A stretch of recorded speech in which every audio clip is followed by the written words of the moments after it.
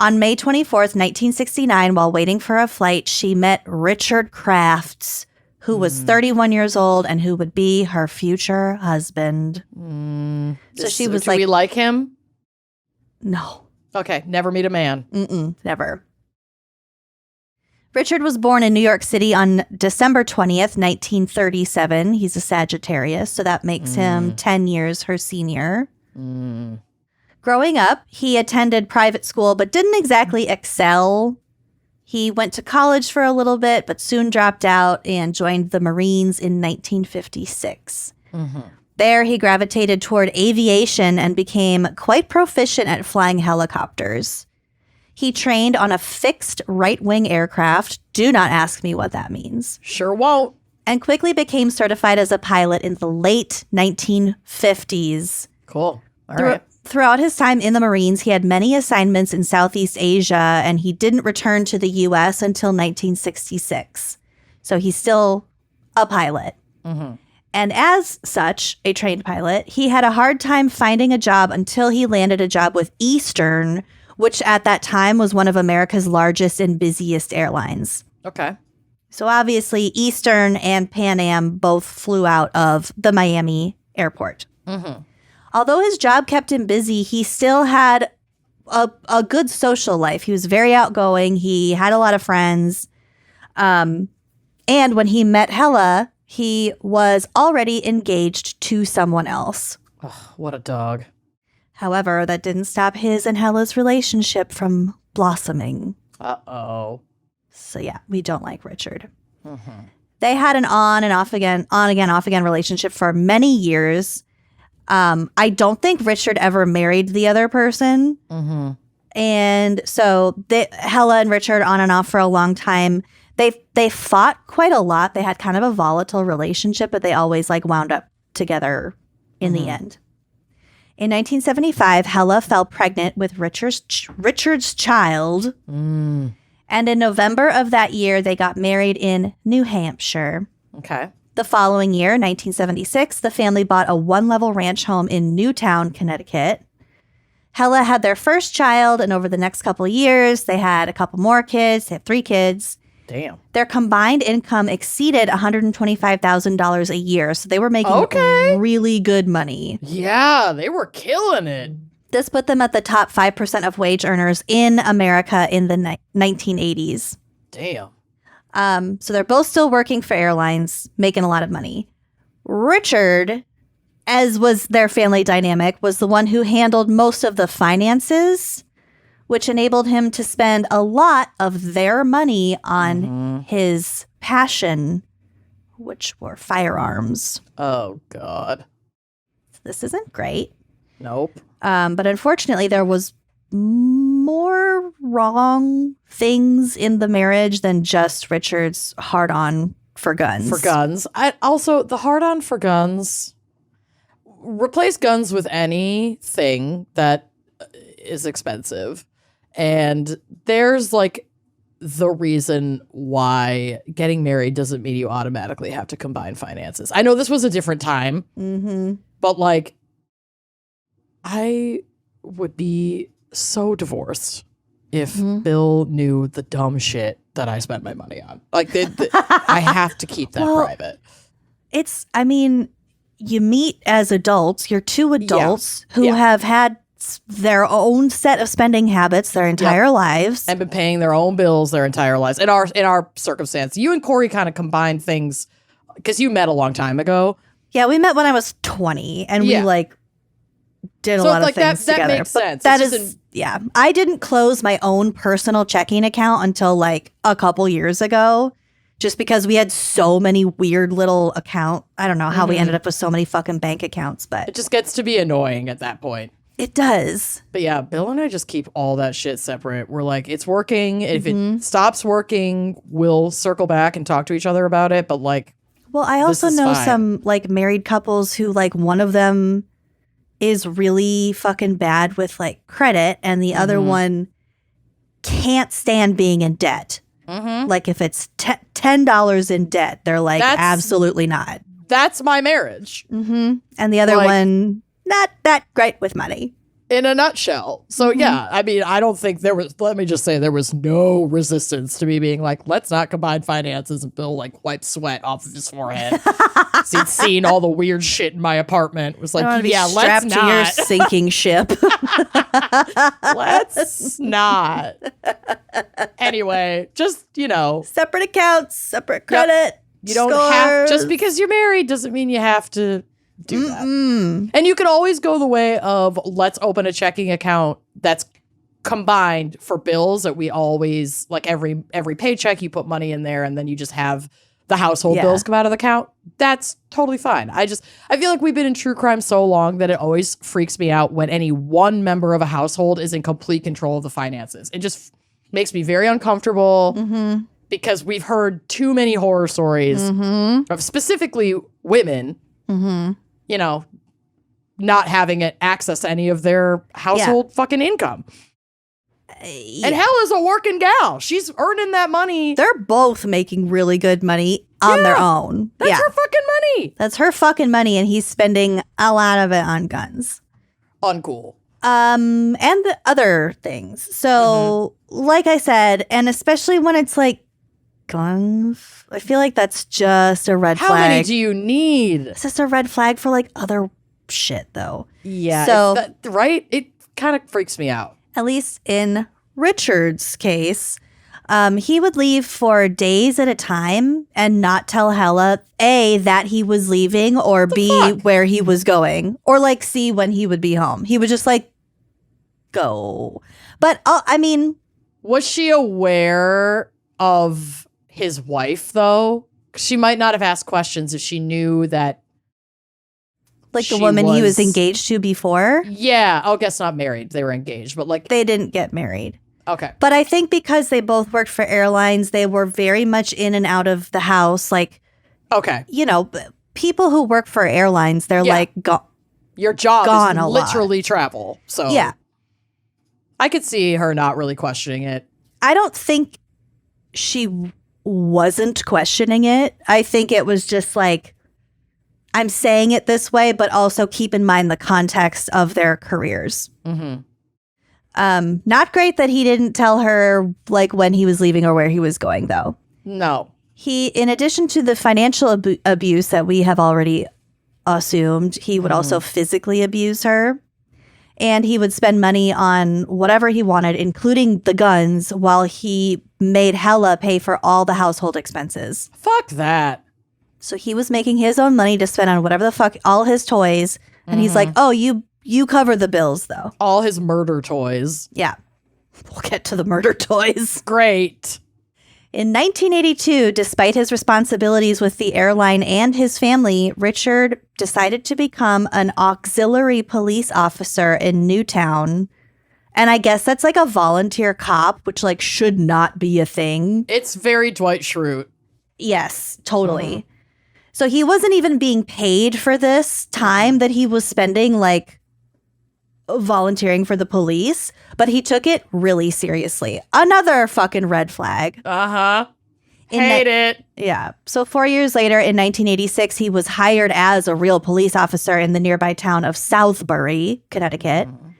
Despite the fact that his new hourly wage there was well below what he was paid as a pilot, Richard performed his tasks with a strange enthusiasm, which is not great for a cop.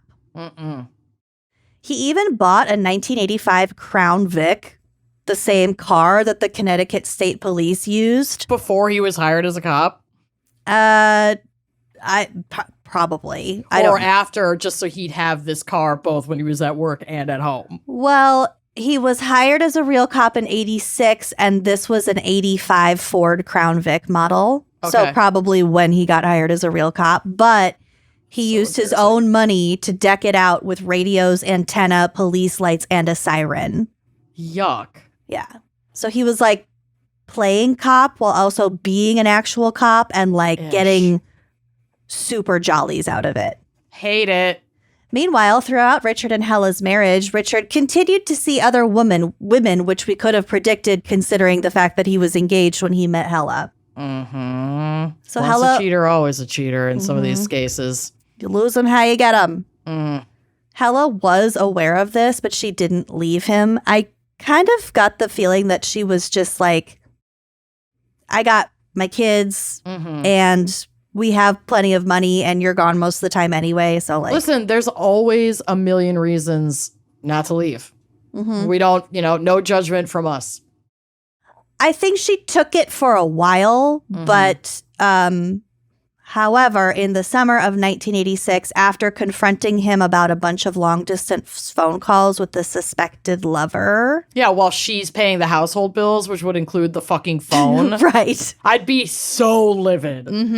I think that's just like tipped her over the edge. Yeah. So Hella decided to retain a divorce attorney, and then she also hired a private detective, a guy named Keith Morrison Mayo, a former Connecticut cop, to gather evidence against Richard. Good for her. On November 19th, 1986, so she confronted him in the summer. She hired a private detective and retained an attorney. And now this is November of the same year. Okay.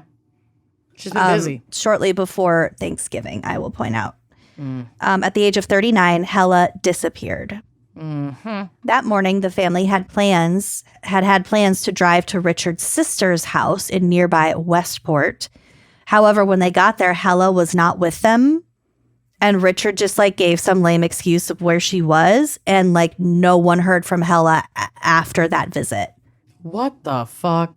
Okay. Her friends immediately suspected her husband because his answers about his wife's whereabouts were like super evasive. And did they know that they were potentially separating?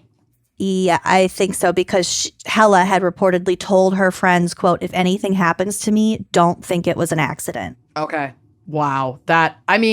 Honestly, if a friend comes to you and says something like that, help get them out right the fuck now. That's like one of the most terrifying things you could ever hear from someone you love. Especially with 3 young kids. Young kids. Her kids were like 8, 10, and 12 or something. If I go missing or if something happens to me, don't suspect it was an accident. Girl, you're moving in today. At least get the kids somewhere safe. Yes, with the kids. Yeah. You're moving in. You're moving in. So Richard's excuses for where Hella were all over the place. He had told a neighbor that Hella made a trip to either Germany or Denmark and would be returning soon. He also, to someone else, said she was in the Canary Islands with a friend. And he told other people that he had no clue where she had gone. To their au pair, he said that she had gone to Germany to attend to her sick mother. So these are four different stories. Yep. So being a good friend, Hella's friends obtained Hella's mother's phone number, and Hella's mom seemed perfectly healthy when she called and told the friend that she didn't expect to see her daughter until April. Okay, I'm glad that they didn't take what he said at face value. No, the friends were like, you did something to Hella. On December 1st, 1986, so this was just a couple weeks after her disappearance, Keith Mayo, the private investigator, called the Newtown Police Department to report Hella missing because no one had fucking done that yet. Richard had not reported her missing. And it's been what, like weeks at this point? Like 2.5 weeks. What the fuck? Okay, well, Like 2 weeks. that screams guilt. But the cops didn't want to believe that their colleague was responsible for something like this, thin blue lines. They didn't investigate. Of course not. Saying that they were sure she would return and adult women can go wherever they want. Oh, okay. We're feminists. Yes. Eventually, investigator Mayo had to get the state prosecutor involved because the local cops weren't doing anything. No. And they're protecting their own. And the state prosecutor got the Connecticut State Police involved. Okay. Finally, on December 26th, this is over a month after she disappeared, while Richard was in Florida with his kids, again, aged 8, 10, and 12, state troopers searched the Crafts' home and found receipts, both literal and figurative. Receipts, timelines, screenshots, text messages. Yes, found all of those. Every time I hear the word receipts, I hear that like boom Timeline. sound in the background and Totally. timelines. Boom. Thank you, Bravo, for that Shakespearean like, moment. Stim that I have now because of you, bitch. So, although Richard had claimed not to have left his house on November 19th, which was the day that she disappeared, his credit card records and receipts showed that he bought new bedding. Okay. You know how I am about the comforter. A chest freezer, like a drop freezer. Yep. And a chainsaw. And had rented a motherfucking wood chipper. You are fucking kidding me. In the days before her disappearance. Is this the inspo for Fargo? Sure is. Oh, no. Yeah. The wood chipper was an Asplund Badger Brush Bandit 100 model. I do have a photo, which will be on the blog. I feel like your dad is listening going, oh, that's a great wood chipper. Just like quietly to himself. Oh, lucky. Oh, wow. So what a score. It's like a really intense model for someone doing huge. non-commercial work. Like this it's a toe behind. That's massive. Yes. It's big. Okay. There were also pieces of carpet missing from the house, like just chunks of carpet cut out. Cut out. Okay. And they also found a small blood stain on the side of the mattress.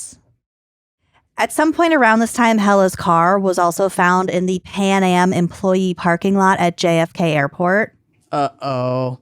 But she wasn't at work. Oh, no. No one had seen her in over a month. Yeah. Eventually, a snowplow driver named Joseph Hine came forward and said that he had seen Richard using a wood chipper on the night of November 18th near the shore of Lake Zoar. He blasted her into the lake? During a severe snowstorm. So the my God. The snowplow driver is driving. It's probably like midnight or 1. It's at night in the middle of a blizzard. And it's December or it's November. So like the lake is frozen. Yeah. Oh, God. Maybe the lake wasn't frozen, but it's pretty damn near frozen. Yeah. Yeah, so the plow driver was like, that's fucking weird. And then when like somehow the plow driver heard about like the police raiding the home. And so the plow driver was like, yeah, I saw something really weird that night. Oh, God. So with this new information, police descended on the lake and began to search for clues.